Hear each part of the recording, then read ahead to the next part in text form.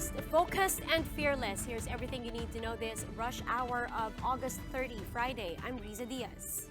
Jumpstarting today's rush with fresh updates from the bilateral meeting between President Rodrigo Duterte and Chinese President Xi Jinping.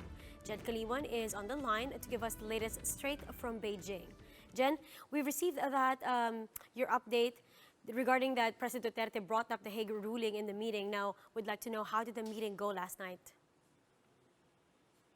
Good morning, Riza. The bilateral meeting between President Duterte and Chinese President Xi Jinping started on a good note as the two leaders exchanged pleasantries. Xi even calling Duterte his old friend. But it looks like this friendship won't matter much, at least for China's chief executive, since he rejected the Philippines' stand on the arbitral ruling in the West Philippine Sea.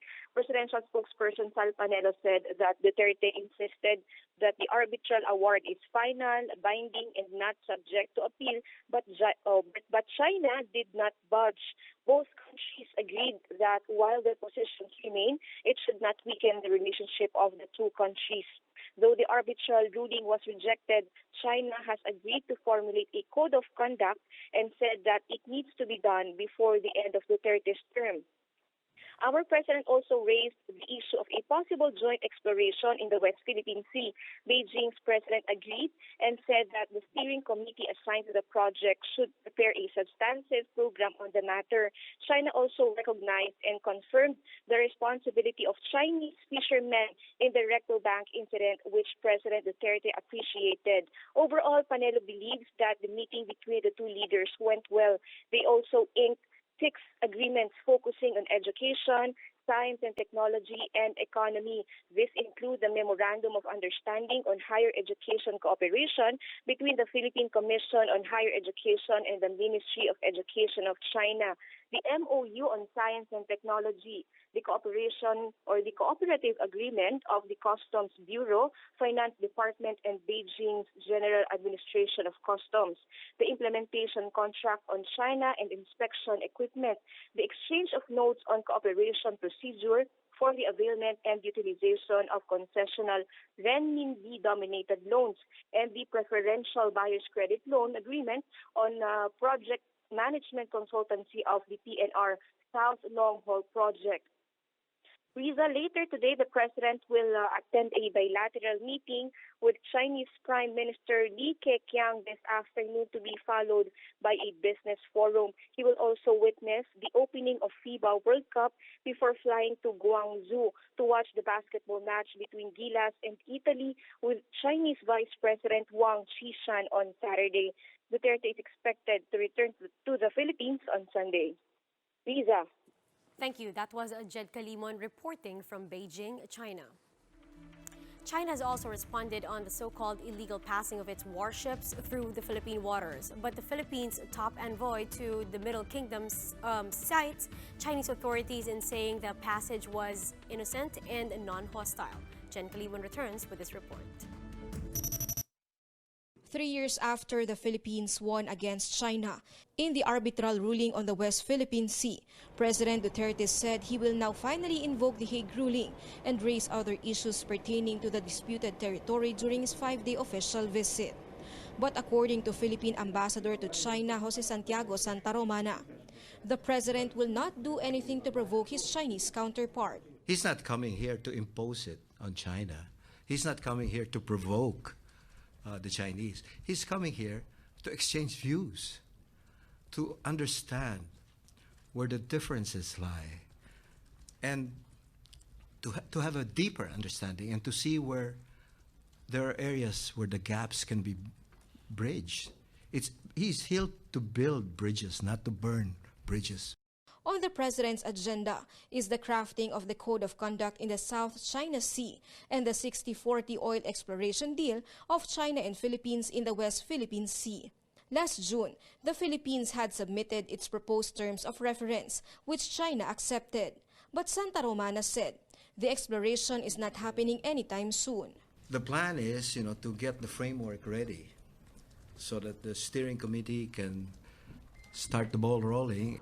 Just in time for Duterte's visit, the Chinese Ministry of Agriculture and Rural Affairs issued an apology letter to the Filipino fishermen affected by the Recto Bank incident and urged the fishermen to appeal for compensation. Santa Romana explained that the written apology was not issued to coincide with the arrival of President Duterte. He said the Chinese Fisheries Bureau issued a verbal apology last July, but the Philippines wanted a written apology instead. As for Chinese warships passing through Philippine waters without consent, this is what China said, according to Santa Romana.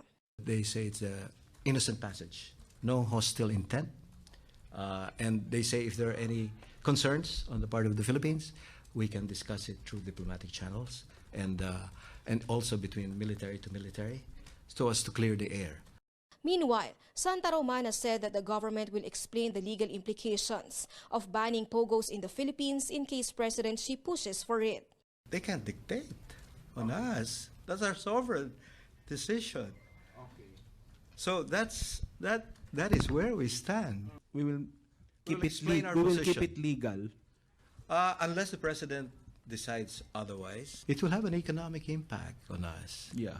So if we are to do it, we want a soft landing. Reporting for News 5, Jen Calimon, we are One News. Now, while President Duterte is in China, reports surface that at least 4 convicted Chinese drug lords have been released from Bilibid's maximum security prison. Patricia Bune with the story.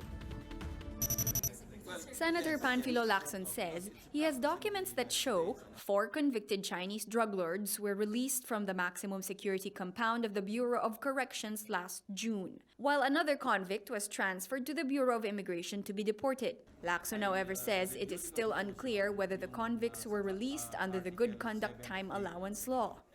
When we talk of 11,000 convicts to be released at 10,000 each or 5,000 each, you can just imagine the huge amount of money involved. I'm not saying it happened, but sabi ko nga, pwedeng isipin. Kasi bakit involved ganun karami? Lacson is also trying to get his hands on the list of the release order for August 20, which allegedly includes former Calauan Laguna Mayor Antonio Sanchez. We're trying to look for the copy of the August 20 release order in favor of Mayor Sanchez.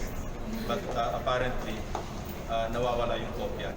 From 2013, around 1,900 inmates convicted for heinous crimes have been released by Bucor, 816 of whom were freed this year. The Bucor, however, says they cannot disclose the identity of the inmates that were released, saying all they had were numbers. Figures lang ang sinasabi namin. Kasi hindi natin pwede sabihin kung sino yung identity ng mga yan. Numbers lang tayo kasi remember, mape-prejudice yung mga yan. Baka mamaya pagkalabas yung mga yan, hunting na agad sila ng mga complainant. The Bucor also says they could not confirm the leaked information that says 3 rape slave convicts from the 1997 Chong murder case were released. We cannot confirm or deny that document kasi nga po, pagka nag-confirm kami o nag-deny and singling them out, I remain my stand na hindi pwede sabihin yung mga yan. Unless you can file to the courts. The Department of Justice and Department of Interior and Local Government temporarily suspended the processing of good conduct time allowance of inmates to give way to a joint review of the law. The 2 agencies will review the implementing rules and regulations and the uniform policy and guidelines on the computation of credits and allowances provided by the law. Di naman yung implementation ng ang sinuspend, yung computation, yung recomputation. So gagawa ng technical working group para tinignan kung faithful observance of the law siya. 10 days ang binigay. The technical working group has 10 days to come up with its recommendations. For News 5, Patricia Mangune. We are One News. And here are the biggest stories from the dailies. The holy grail of Philippine maps, known as the Murillo Velarde map of 1734, will be featured at an auction at the Leon Gallery in Makati in September. Now, the Philippine Star reports that the map is considered famous after a copy of it was submitted to the Permanent Court of Arbitration in Hague and amid discussions on the Scarborough and Panatag Shoal. Cartographic historians said the map clearly shows evidence of a connection between Scarborough and mainland Philippines. The Freeman reports that former Cebu City Mayor Tomas Osmeña filed counter charges against incumbent City Hall officials for the alleged refusal to restore the mayor's office and for leaving it bare to date. Now included in the complaint are Mayor Edgardo Labella, City Legal Officer Ray Galeon, and the City Administrator Floro Casas Jr. Galeon and Casas will face additional charges for usurpation of public functions under the revised penal code. But over the same issue, the city's building maintenance services first filed a complaint against Osmeña and 44 other respondents back in July. President Duterte has repeatedly aired his desire of making the country as safe and disciplined as his hometown in Davao. But so far, is it happening though? Business World reports that there's still a long way to go, at least for the city of Manila. According to the Safe Cities Index published by foreign-based research group Economist Intelligence Unit and NEC Corporation, Manila placed 43rd among 60 cities when it comes to safety. In Southeast Asia, Manila ranked 3rd safest next to Singapore and Kuala Lumpur, finishing above Bangkok and Ho Chi Minh. Two lawmakers passed a bill inspired by Netflix hit political drama series Designated Survivor. And Los Baños has the story. Mr. Secretary, we need to leave now. The show begins when Capitol building. Sir, you are now the President of the United States. I, Thomas. Political drama series Designated Survivor has been a hit for Filipinos. The story revolves around a United States cabinet member who suddenly becomes president after an explosion during the State of the Union address killed almost all top government officials, including those in the line of succession. This inspired Senator Panfilo Lacson to file the so-called Designated Survivor Bill, which will ensure continuity of government operations in the country. I noticed during SONA, everybody is there practically. Nandun ang presidente, nandun ang vice president, nandun senate president, nandun speaker. Mas attend yung mga yon. So, knock on wood, kung halimbawa merong extremist o merong terrorist na bombahin yung batasan at naubos lahat, wala tayong susunod na successor. The 1987 Constitution states that in case of death, removal from office, or resignation of the president, the vice president shall be the head of the country. But if both the president and vice president are unable to function, the Senate president, or in case of his inability, the House Speaker shall then act as the president. The Constitution also mandates the legislature to create a law that will identify who will serve as the president in case of death, disability, or resignation of the acting president. The designated survivor or designated successor actually happens in the U.S. The president usually designates a cabinet member who will be placed in a safe and undisclosed location when the president and other officials in the line of succession gather in a single location or event. Precious Hipolito Castelo filed a counterpart bill at the House of Representatives. It's called the Presidential Succession Act. The bill states that on occasions when the president and the officials in the line of succession are gathered in one place, the president shall delegate a successor from his cabinet officials. Who shall take over the presidency in the unlikely event that the president and his successors die or will not be able to fill in the role as head of the country? The successor shall also be kept in a secure and undisclosed place during the said occasion. In the U.S., a designated survivor will always be the one who will take over the highest position. But in Lacson's bill, the most senior legislator of the surviving officials, like senators or congressmen, will take over. For the meantime, Lacson says they're still deliberating how long the designated survivor serves as president. Reporting for News 5, Mean Los Baños, we are One News. Let's fast break now to Sports Rush. The prelims for the Spikers Turf Open Conference continue at Paco Arena. IEM and Adamson University went all out in the first game, but the Falcons fell short, losing the fifth set to IEM Phoenix thanks to John Mark Millete.